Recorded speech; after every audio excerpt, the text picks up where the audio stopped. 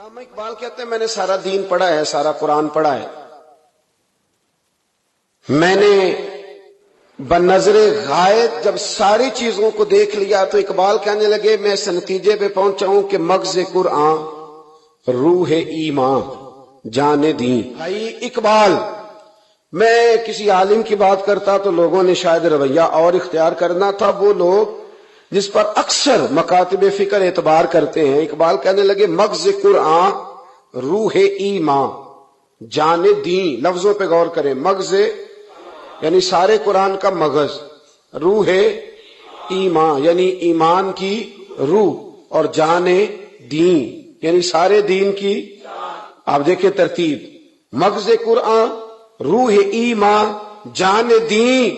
اقبال جلدی بتاؤ وہ کیا ہے؟ تو اقبال کہنے لگے ہست حب رحمت للعالمین، ہست حب رحمت للعالمین، مغز قرآن روح ایمان اور جان دین، ہست حب۔ کہنے لگا میں تو سمجھا ہوں کہ قرآن کا مغز ایمان کی روح اور دین کی جان اگر ہے تو نبی پاک کی محبت کا نام ہے، رسول اللہ کی محبت کا نام ہے، نبی پاک کی محبت کا نام۔ حضرت عمر فاروق رضی اللہ تعالیٰ عنہ سے بڑا تو اصول پسند کوئی نہیں نہ ہوگا، یعنی بہت بڑا چودھری بھی اگر اپنے گلی کے اندر، حضرت ابو سفیان جیسے لوگ مسلمان ہو گئے، کلمہ پڑھ لیا، اور جناب ابو سفیان رضی اللہ تعالیٰ عنہ نے اپنے گھر کے اندر نہ تھوڑی سی سامنے اینٹیں رکھ کے جگہ بنا لی، تو حضرت عمر کو پتا چلا تو فرمایا جیسے بنائی ہے ویسے وہ کھیڑو بھی، آپ نے لوگوں کا رستہ تنگ کر دیا۔ اصول پسند آدمی، اصول کی بات آئے تو بیٹے کو بھی معافی نہیں، کسی کو معافی نہیں، بڑے اصول پسند تھے۔ ایک دن لوگوں نے کہا عمر تو بڑا اصول پسند ہے، پر یہ مسجد نبی کی گلی میں جو نبی پاک کے چچا حضرت عباس کا پرنالہ لگا ہوا ہے اور وہ سب لوگوں کے کپڑے کیچڑ سے بھر دیتا ہے، وہ پرنالہ نہیں نظر آتا؟ گلی میں لگا ہے۔ اب تو ہمارے پرنالے اور طرح کے ہیں نا، تو جو حرم شریف میں آپ میزاب رحمت ہے وہ دیکھا نا آپ نے، وہ پرانے زمانے میں جو لوہے کے پرنالے ہوتے تھے، تو وہ واقعی پوری گلی جو تھی نا وہ گزر کوئی نہیں سکتا تھا، اتنا اچھا شاوڑ ہوتا ہی کوئی نہیں تھا جتنا وہ ہوتا تھا، وہ بڑا تگڑا قسم کا پرنالہ ہوتا تھا، تو کوئی شے نہیں گزر سکتی تھی بڑی دیر تک۔ بارش کے رکنے کے بعد بھی ساری چھت سے جب تک پوری مٹی اور پوری توڑی ساری نہیں نہ اتر جاتی تھی تب تک وہ پرنالہ نہیں سانس لیتا تھا، تو پرنالہ بہتا تھا، اور وہاں سے بڑا مین گلی تھی مسجد کو آنے کی، لوگوں کے کپڑے آلودہ ہو جاتے۔ ایک دن لوگوں نے حضرت عمر سے کہا یہ پرنالہ نہیں نظر آتا، یہ نہیں اصول پسندی؟ تو جناب عمر فاروق رضی اللہ تعالیٰ عنہ فرمانے لگے اتار دیتے ہیں پرنالہ، یہ بھی اصول پسندی ہے، اتارتے ہیں۔ حضرت عمر فاروق نہ گئے، اور شارحین نے لکھا ہے کہ اونٹ کے اوپر بیٹھ کر آپ نے یوں پکڑ کے نا پرنالہ کھینچا، اور جناب عباس کے گھر والوں سے فرمانے لگے 4 کونے ہوتے ہیں گھر کے، چھت کے 4 کونے ہیں، کسی اور میں لگا لو پرنالہ، کو ضروری ہے کہ نمازیوں والی گلی پہ لگایا جائے؟ یہ کہہ کے آ گئے، کسی کی جرت تھی بات کرے؟ حضرت عباس آئے تو لوگوں نے آ کے کہا کہ عمر نے پرنالہ کھیڑ دیا، فرمایا کہ 4 کونے کہیں اور لگا لو۔ تو حضرت عباس مسکرائے، لوگوں نے کہا مسکراتے کیوں ہو؟ فرمانے لگے کوئی مسئلہ نہیں، عمر خود آ کے لگا کے جائے گا، جیسے وہ کھیڑا ہے ویسے۔ لوگوں نے کہا وہ عمر ہے، عمر کو بدلنا اور اس کی بات کو بدلنا اور اتنی جرت کہ وہ لگا کے جائے، جس بندے کو دیکھ کے شیطان گلی کا رستہ بدل جاتا ہے، آپ اس کی بات کر رہے ہیں۔ فرمایا میں نے کہہ دیا نا عمر لگائے گا، تو انشاءاللہ عمر لگائے گا۔ حضرت عباس مسجد میں آئے، نماز پڑھی تو کہتے میں نے بات چھیڑی دی۔ عمر خود کہنے لگے کہ حضور آپ سے تو امید نہیں تھی۔ حضرت عباس سے کہنے لگے بھئی جگہ بھی ہے، 4 کونے ہوتے ہیں گھر میں، کو ضروری ہے اسی کونے پہ لگے جہاں سے نمازی گزرتے ہیں؟ یہ بخاری مسلم کی حدیث ہے۔ حضرت عباس کہنے لگے عمر 4 کونے ہیں، میرے پاس جگہ بھی ہے پرنالے کی، میں نے بھی کئی دفعہ سوچا تھا وہ کھیڑ دوں، اور میں بھی اسی گلی سے گزرتا ہوں، میرے کپڑوں میں بھی کیچڑ بڑی دفعہ پڑا ہے، پر مجبوری یہ ہے وہ کھیڑ اس لیے نہیں سکتا کہ یہ پرنالہ میرے نبی کریم نے اپنے دستے مبارک سے لگایا تھا۔ فرمایا میں مکان بنا رہا تھا، چھت بنا رہا تھا، تو حضور اچانک آ گئے، اور کئی لوگ گواہ ہیں اس کے، رسول کریم تشریف لائے اور نبی پاک علیہ السلام نے فرمایا لاؤ چچا تھوڑا میں بھی کرتا ہوں، اور پھر میرے نبی کریم صلی اللہ تعالی علیہ وسلم نے اپنے دستے مبارک سے یہ پرنالہ لگایا تھا، کئی دفعہ سوچا کھیڑ دوں، پھر سوچتا ہوں حضور نے لگایا تھا، لیکن چلو اب تو علت پائی گئی، اب تو سمجھ آ گئی، اصول بن گیا، اب تو اصول بن گیا نا، تو ٹھیک ہے آپ اب اس طرح کریں، کھیڑ دیا تو ٹھیک ہے۔ جناب کہنے لگے پہلے کیوں نہیں بتایا؟ بھائی وہ نمازیوں پہ چیٹے پڑتے ہیں، گلی کا رستہ ہے، فرمایا رس پڑتے ہیں تو پڑھتے رہے، آپ نے بتایا کیوں نہیں؟ حضرت جناب عباس کہنے لگے کہ آپ کا کیا خیال ہے کہ میں یہ کروں گا کہ لوگوں پہ چھینٹے پڑے اور مجھے پرواہ نہ ہو؟ حضور نے لگایا تھا۔ حضرت عمر فاروق نے نا جناب عباس کا بازو تھاما، تن تندور تے ہڈاں دا بالن، بازو تھاما اور تھام کے نا اسی جگہ لے گئے جہاں پرنالا کھیڑا تھا۔ پہلے تو اونٹ پہ چڑھ کے لگایا تھا نا، تو اب کہنے لگے حضرت عباس سے کہ آپ نا میرے کندھوں پہ چڑھ گئے، میرے کندھوں پہ تن تندور تے ہڈاں دا بالن، اسی ہاواں نال تپایا، کپ کپ مکیاں پیڑے کیتے، اتوں عشق پلے تھن لایا، تن دا سالن تے من دی ہانڈی، لون صبر دا پایا، غلام فریدہ وے میں ساری تیری، تینوں اجے یقین نہیں آیا؟ فرمایا خود لگائیے۔ حضرت عباس رضی اللہ تعالیٰ عنہ وہ پرنالا لگا کے اترے، تو حضرت عباس بھی رو رہے تھے اور جناب عمر بھی رو رہے تھے، آنکھوں میں آنسو تھے۔ فرمایا ہم یہ نہیں دیکھیں گے کہ علت کیا ہے، وجہ کیا ہے، ہم تو یہ دیکھیں گے کہ رسول اللہ کی نسبت کیا ہے۔ نبی کریم علیہ الصلوۃ والسلام کے دستے مبارک لگ گئے، ساری وجوہات ختم ہو گئی۔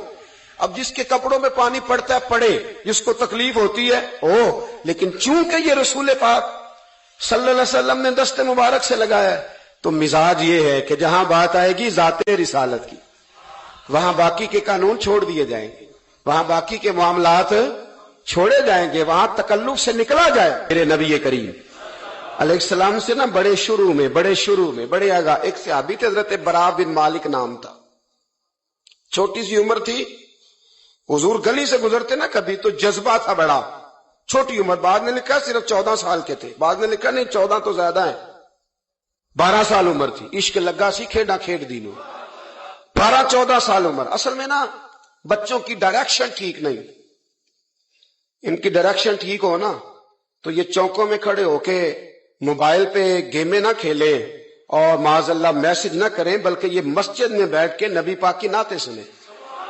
ہم نہ وہ کام کر نہیں سکے، میرے جیسے لوگوں نے بڑی کوتاہی کی زندگی میں، ہم محبت رسول کا پیغام بانٹ نہیں سکے، ہم نے اپنی بیماریاں دیکھی، اپنی تھکاوٹیں دیکھی، یہ دیکھا کہ فلاں شہر کیسے جائیں، فلاں شہر کیسے جائیں، ہم وہ کام کر نہیں سکے جو ہمیں کرنا چاہیے تھا، ذمہ تھا، باپ کی ذمہ ہے۔ نبی پاک نے فرمایا ماں باپ کی ڈیوٹی ہے اپنی اولاد کو میری محبت سکھائیں، پر ہم وہ رنگ دے نہیں سکے، ہم وہ مزاج دے نہیں سکے، ہم نے وہ کوتاہی کی۔ ہم نبی پاک کا حسن، حضور کی سیرت، اخلاق عالیہ، کردار، گفتار، رفتار، انداز، تربیت، وہ ساری باتیں قوم کو بیان نہیں کر سکے، اس لیے لوگ وہاں پہنچے نہیں، ورنہ مغز قرآن روح ایمان جان دی ہست حب رحمت للعالمین، ہم وہاں تک لے جا نہیں سکے۔ حضرت برا بن مالک نا 12 سال کی عمر ہے، 12 سال، نبی پاک گلی سے گزر رہے تھے تو دوڑ کے آ گئے، آ کے نا حضور سے چمٹ گئے، عرض کرنے لگے حضور کوئی حکم بتائیں،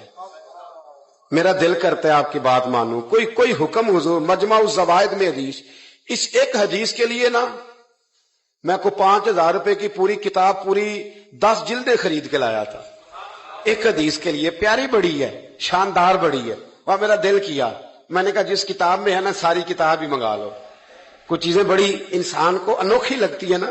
حضرت برا بن مالک رضی اللہ، چھوٹی سی عمر ہے، حضور سے لپٹ گئے تو حضور نے فرمایا بیٹے کیا ہوا؟ آج کرنے لگے حضور کوئی حکم بتائے، میرا بھی دل کرتا ہے عمل کروں۔ تو حضور نا چھوٹے چھوٹے کام بتاتے، دکان سے، یہ بچوں کو یہی بتانا ہوتا ہے نا، دکان سے لے آ، یہ کر دے، فلاں کو بلا لے، لیکن حضور ان کی غیر موجودگی میں ان کا ذکر بڑا کرتے۔ ایک دن کچھ لوگ کہنے لگے حضور بڑا ذکر کرتے ہیں پر وہ کرتا تو چھوٹے موٹے کام ہے بچہ، تو نبی پاک نے ایک دن ارادہ کیا کہ ان کو تجربہ نہ کرائیں کہ وہ پیار کتنا کرتا ہے۔ رسول کریم فرمانے لگے میں جو کہوں گا کرو گے؟ حضور کروں گا۔ فرمایا جاؤ اپنے باپ کی گردن کاٹ کے لاؤ۔ کس کی جی؟ حضور نے فرمایا جا اپنے ابا کا سر کاٹ کے لاؤ، تو وہ دوڑے۔ ایک روایت میں ہے کہ مولا علی کے گلے میں تلوار لٹک رہی تھی، یوں کھینچی اور اس نے جذبات سے دوڑے کہ حضور نے فرمایا اسے پکڑ لو ورنہ یہ گردن کاٹ بھی لائے گا، پکڑ لو اسے ورنہ یہ کاٹ دے گا۔ اللہ کی قدرت کے تھوڑا وقت گزرا تو وہ بیمار ہو گئے۔ دن میں 2 مرتبہ میرے نبی پاک تیمارداری کرنے جاتے۔ ایک شام رسول کریم تشریف لے گئے تو حضور سرانے بیٹھے، ماتھے پہ ہاتھ رکھا تو کریم محبوب ان کے باپ کی طرف کان میں کچھ کہا ان کے والد سے، حضور رونے لگے، اور پھر حضور نے دوبارہ ماتھا چوما، پیار کیا اور چلے گئے۔